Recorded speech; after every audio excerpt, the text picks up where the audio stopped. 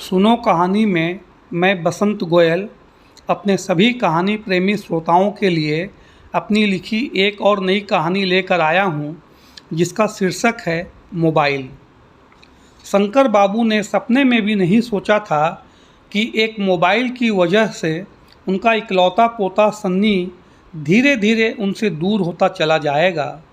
सन्नी के 12वें जन्मदिन पर उसके माता पिता ने उसे मोबाइल गिफ्ट किया था।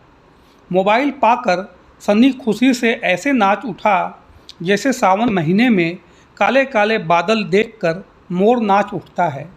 मोबाइल आ जाने के बाद सन्नी में आश्चर्यजनक रूप से परिवर्तन आने लगा। वह अब एक अलग ही दुनिया में रहने लगा।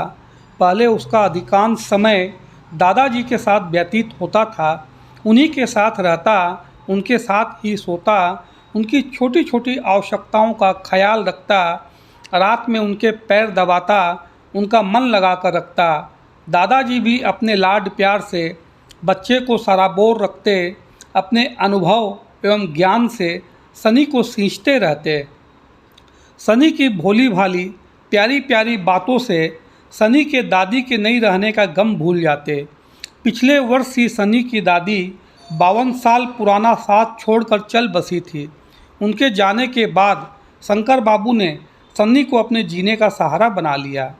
उसकी बाल सुलभ क्रीड़ाओं से अपना मन लगाया करते, पर अब इस मोबाइल की वजह से सन्नी सबसे दूर दूर रहने लगा। उसे अकेलापन ज़्यादा अच्छा लगने लगा। स्कूल से आकर जब मोबाइल हाथ में लेता तो सारी दुनिया भूल जाता। मोबाइल देखते देखते ही खाना खाता, कुछ खाता और कुछ जूठा छोड़ देता। पढ़ाई में भी उसका मन अब नहीं लगता। मोबाइल देखने में किसी प्रकार की बाधा न आए, इस वजह से उसने अपना सारा सामान दादाजी के कमरे से निकालकर अपने कमरे में सेट कर लिया। चाइनीज मोबाइल में गेम की लत की वजह से सनी की बड़ी बड़ी आँखें चाइनीज आँखों के समान छोटी छोटी दिखने लगी। आँखें जब ज़्यादा अत्याचार बर्दाश्त ना कर पाई तो अपने बचाव में उन्होंने चश्मा पहन लिया। समय पर खान पान ना करने की वजह से दिन ब दिन उसका स्वास्थ्य भी गिरने लगा।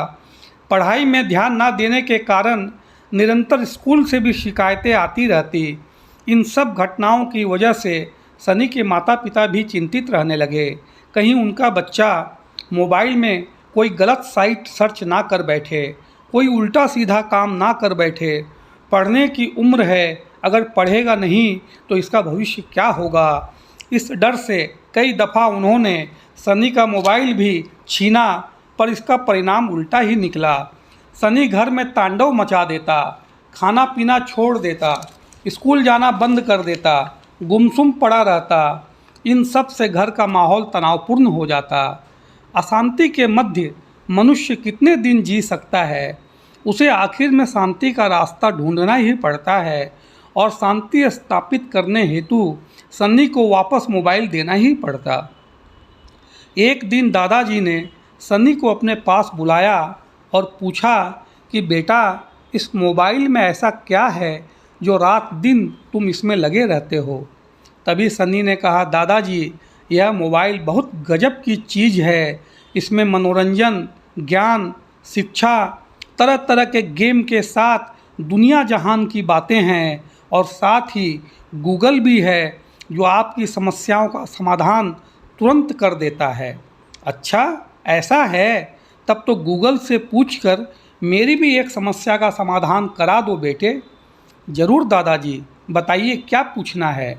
बेटा, गूगल से पूछो सनी की दादी नहीं रही, सनी भी अब उनके पास नहीं आता। दादाजी अकेले कैसे रहें, कैसे उनका मन लगेगा। यह सुन सन्नी सन्न रह गया। कुछ जवाब देते ना बना तो दादाजी के कमरे से बाहर निकल आया। मोबाइल के नशे में डूबे सनी के भविष्य के प्रति चिंतित हो सनी के माता पिता दादाजी के कमरे में आए और कहा, बाबूजी, किसी प्रकार सन्नी की मोबाइल की लत को छुड़ाइए। बच्चा नियंत्रण से बाहर होता जा रहा है। हम बहुत परेशान हैं, कुछ उपाय कीजिए। शंकर बाबू ने भारी स्वर में कहा, अब मैं क्या उपाय करूं बेटा। तुम लोगों ने पहले ही अपने अविवेकपूर्ण निर्णय के द्वारा कच्ची उम्र में बच्चे को मोबाइल थमा दिया। अरे जन्मदिन का गिफ्ट ही तो देना था, कुछ और दे देते। एक मोबाइल ही बचा था क्या? दुनिया की सारी वस्तुएं क्या खत्म हो गई? कम से कम एक बार मुझसे भी तो पूछा होता। मैं तो घर में ही था, कहीं बाहर तो गया ही नहीं। तुम लोगों की इस हरकत की वजह से मेरा भी बुढ़ापा खराब हो गया। बच्चा मेरे जीने का सहारा था, मेरे साथ रहता, मेरे साथ सोता, मेरा मन लगा रहता। तुम लोगों के पास इतनी फुर्सत कहाँ जो मेरे पास बैठ सको? सनी को मोबाइल पकड़ाकर जाने अनजाने तुम लोगों ने मेरा वह सहारा भी छीन लिया। बाबूजी, हमसे बहुत बड़ी गलती हो गई, हमें क्षमा कर दीजिए। आप किसी भी प्रकार मोबाइल के नशे से बच्चे को बाहर निकालिए। शंकर बाबू ने कहा, कुएं में डूबते बच्चे को भी एक बार मैं कूद कर बाहर निकाल सकता हूँ, किंतु मोबाइल के नशे में आकंठ डूबे किसी को भी बाहर निकालना मेरे वश में नहीं।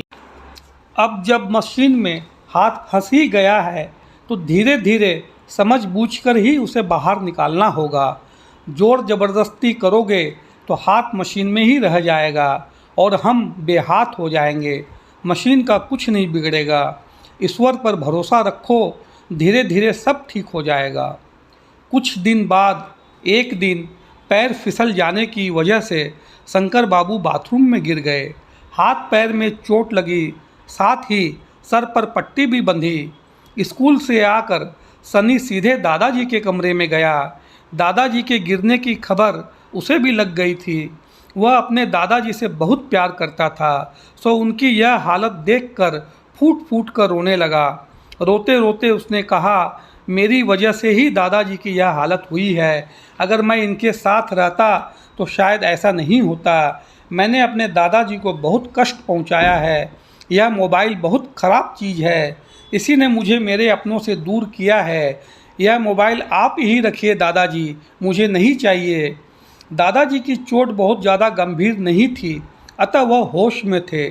सनी को अपने पास बैठाकर चुप कराया तथा कहा, बेटा, कोई भी वस्तु खराब नहीं होती, यह हम पर निर्भर करता है उसका उपयोग हम किस प्रकार करते हैं।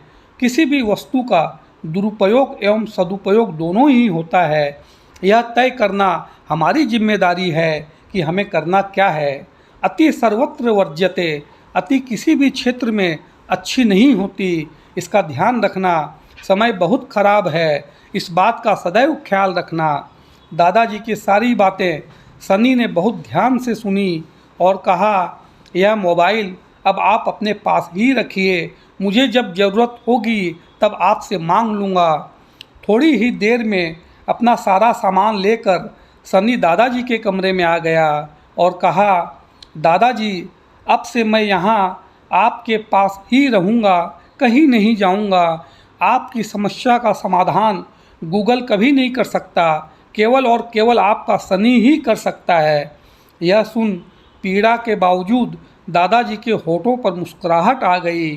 सनी को अपने पास बुलाकर उसके माथे को चूम लिया। सनी के माता पिता ने भी राहत की सांस ली तथा आसमान की तरफ देखकर ईश्वर को धन्यवाद दिया। मेरी यह कहानी अगर आपको अच्छी लगे तो लाइक एवं सब्सक्राइब ज़रूर कीजिएगा। धन्यवाद।